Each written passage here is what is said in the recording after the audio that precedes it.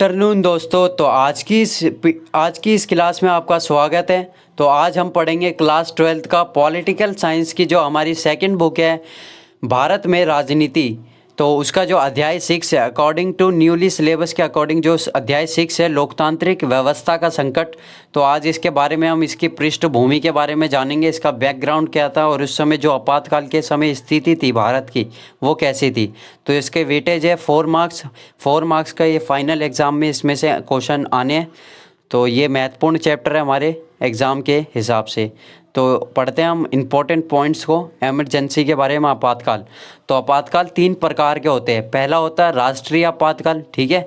तो ये होता है आर्टिकल 352 के तहत ये लगाया जाता है देश में, पूरे देश में ये लगाया जाता है, राष्ट्रीय आपातकाल जिसको कहते हैं। सेकंड होता है राज्य में आपातकाल, जिसको कभी राष्ट्रपति शासन के रूप में भी जाना जाता है, और यह आर्टिकल 356 के तहत लगाया जाता है।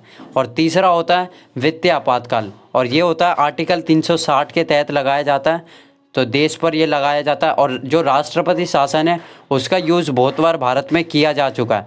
और जो राष्ट्रीय आपातकाल लगा है ये कुल अभी तक 3 बार लगा है, ये भी आपको पता होना चाहिए।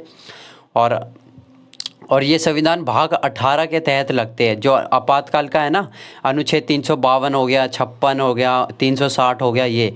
तो भारत में 25 जून 1975 को आपातकाल लगा दिया गया था। और उस समय भारत के प्रधानमंत्री कौन थी? इंदिरा गांधी जी थी। और इंदिरा गांधी जी को आयरन लेडी के रूप में जाना जाता है। तो ये भी इनकी उपाधि है, इनको याद रखना है। और 25 जून 1975 को इंदिरा गांधी ने आपातकाल की उद्घोषणा की। तो 1 मार्क्स के फॉर्मेट में ये पूछा जा सकता है कि इंदिरा गांधी ने आपातकाल की घोषणा कब की। तो ये डेट याद रखनी है, 25 जून 1975। और उस समय जो हमारे भारत के राष्ट्रपति थे, प्रेसिडेंट ऑफ इंडिया, तो फ़खरुद्दीन अली अहमद उस समय हमारे राष्ट्रपति थे।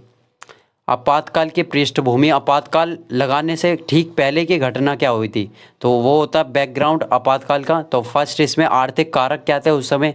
तो जो 1971 का चुनाव हुआ था, इंदिरा गांधी और उसके विपक्ष में राजनारायण खड़े हुए थे। तो पहला उन्होंने गरीबी हटाओ का नारा दिया था 1971 के इर्द गिर्द। तो गरीबी हटाओ का जो नारा इंदिरा गांधी ने दिया वो कुछ खास काम नहीं कर पाया। और दूसरा, बांग्लादेश के संकट से भारत की अर्थव्यवस्था पर भारी दबाव था। तो बांग्लादेश में जो संकट हुआ तो वहाँ से अवैध घुसपैठ हुई असम की ओर, जो असम के क्षेत्र हो गए, त्रिपुरा हो गया, तो वहाँ पर बांग्लादेशी लोग आने लगे। तो उस पर भारत की जो अर्थव्यवस्था, इकोनॉमी है, उस पर भारी दबाव आया। और तीसरा, अमेरिका जो है उसने भारत की हर तरह से सहायता बंद कर दी। जो भी वो सहायता देता था भारत को, वो सहायता बंद कर दी। जो हमारा औद्योगिक विकास था उसकी दर बहुत कम हो गई। और बेरोजगारी क्या हो गई? अधिक बढ़ गई। मुद्रास्फीति जैसा कि आप जानते होंगे, जिसमें कीमतें बढ़ जाती है, वो हुआ। और सेकंड जो हुआ, गुजरात और बिहार आंदोलन, इसको हम छात्र आंदोलन के रूप में भी जानते हैं। अब पहले पूछा जा सकता है पहले आंदोलन कहाँ पर हुई, छात्र आंदोलन। तो पहले सबसे पहले गुजरात में होते, उसके ठीक 2 महीने पश्चात बिहार में होते। तो जनवरी 1974 में गुजरात में आंदोलन शुरू हुआ। और यह आंदोलन करने के पीछे कारण क्या थे इनके? जो खाद्यान्न है और खाद्य तेल हो गया, और जो भी आवश्यक वस्तु होती है, अन्य आवश्यक वस्तु, और बढ़ती हुई कीमतों के कारण आंदोलन तीव्र गति से होने लगा, तीव्र तेज होने लगा। और उच्च पदों पर जो भी जारी भ्रष्टाचार होता है उसके खिलाफ यह आंदोलन चला। और गुजरात का जो आंदोलन होता है उसमें नेतृत्व करते हैं हमारे मोरारजी देसाई, जो कि भारत के राष्ट्रपति भी बनते हैं। अब आपातकाल के बाद वही प्रधानमंत्री बनेंगे।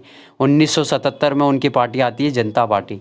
तो जो गुजरात के आंदोलन थे, छात्र आंदोलन, उनकी लीडरशिप इन्होंने की। और उसके ठीक पश्चात, जैसा कि मैंने पहले जिक्र किया, मार्च 1974 यानी 2 महीने पश्चात बिहार में आंदोलन शुरू हुआ। और ये हुआ था बेरोजगारी, भ्रष्टाचार और बढ़ती हुई कीमतों के कारण छात्र आंदोलन हुआ। छात्रों में आक्रोश फैल गया। और बिहार का जो आंदोलन संभाला वो हमारे जेपी जी ने संभाला, जिनको जयप्रकाश नारायण के रूप में जाना जाता है। और इनकी एक उपाधि भी याद करना, लोकनायक की उपाधि, एग्ज़ाम में बहुत बार पूछा जा चुका है। और जेपी जी ने 2 शर्तें रखी थी जब भी मैं छात्र आंदोलन में शामिल होऊंगा। तो इन्होंने अपनी पहली शर्त रखी, जो आंदोलन होगा वो अहिंसक होगा। अहिंसक का मतलब उस आंदोलन में किसी भी प्रकार की हिंसा नहीं होनी चाहिए। सेकंड, यह बिहार तक सीमित नहीं रहेगा। इस आंदोलन का तात्पर्य यह है कि ये राष्ट्रव्यापी होगा, पूरे देश में चलाया जाएगा। और जेपी जी ने यहीं पर संपूर्ण क्रांति का आह्वान किया। संपूर्ण क्रांति यानी पूरे देश की क्रांति, पूरे देश में क्रांति होनी चाहिए। और चौथा पॉइंट है इसमें, जेपी ने भारतीय जनसंघ कांग्रेस ओ, जैसा कि 1969 में हमने देखा कांग्रेस बढ़ जाती है, विभाजन हो जाता है इनका, कांग्रेस ओ और कांग्रेस आर। आर इंदिरा गांधी वाली पार्टी होती है, कांग्रेस ओ उनकी होती है, मोरारजी देसाई हो गए, के एस निजलिंगप्पा हो गए, अतुल घोष हो गए, तो उनकी ये कांग्रेस ओ होती है। और भारतीय लोक दल हो गई, सोशलिस्ट पार्टी हो गई, जैसे गैर कांग्रेसी दलों के समर्थन से जो जेपी है उन्होंने संसद मार्च का नेतृत्व किया, तो ये भी आपको याद रखना है। और तीसरा कारक है न्यायपालिका के साथ संघर्ष। जो हमारी सरकार थी उस समय, आपातकाल के दौरान हमारी सरकार थी इंदिरा गांधी जी की, तो उनका सरकार न्यायपालिका के साथ भी संघर्ष हुआ। अब कैसे हुआ, उन्होंने बोला मौलिक अधिकारों में कटौती की जाए, संपत्ति के अधिकार में काट छाट की जाए, और जो नीति निर्देशक सिद्धांत होते हैं वो मौलिक अधिकारों से भी ज़्यादा उनको शक्ति मिले। तो ये तीन उन्होंने प्रावधान न्यायालय के सामने रखे, तो न्यायपालिका ने, सर्वोच्च न्यायालय ने सरकार के इन तीनों प्रावधानों को निरस्त करार दिया, इनको हटा दिया गया, रद्द कर दिया एक तरीके से। और सरकार ने क्या करा, 3 जजों की वरिष्ठता की अनदेखी कर, जैसे 3 जज थे, अब परिपाटी पहले के समय ऐसी थी, जो वरिष्ठ जज होता उसको सीजेआई यानी चीफ जस्टिस ऑफ इंडिया बनाया जाएगा, परंतु ऐसा नहीं हुआ। इंदिरा गांधी ने क्या किया, 3 जो जज थे, जो जिनकी वरिष्ठता थी उनकी अनदेखी करके अपने ही एन रे, अपने ही जज को बना दिया, जो उनके सलाहकार थे एक तरीके से, उनके बारे में ज़्यादा, उनके पक्ष में ज़्यादा बात बोलते थे, उनको बना दिया, उनका नाम था एन रे। तो सर्वोच्च न्यायालय का मुख्य न्यायाधीश इनको नियुक्त किया जाता है। और चौथा पॉइंट हम पढ़ते हैं इसमें, रेल हड़ताल, ये भी मोस्ट इम्पोर्टेंट है। अब रेल हड़ताल भी 1974 में ही हुई है। आपातकाल जैसा कि हमने देखा 75 में लगता है, और उससे ठीक पहले की घटना 74 में ज़्यादातर हुई। तो रेल हड़ताल में क्या होता है, रेल हड़ताल का नेतृत्व करते हैं जॉर्ज फर्नांडिस, जो कि उस समय रेल मंत्री थे, इन्होंने करा। और रेल कर्मचारियों की जो सेवाएं तथा बोनस आदि से जुड़ी मांगों को लेकर ये रेल हड़ताल इन्होंने घोषित की। तो सरकार ने हड़ताल को अवैधानिक घोषित कर दिया और उनकी मांगों को स्वीकार नहीं किया।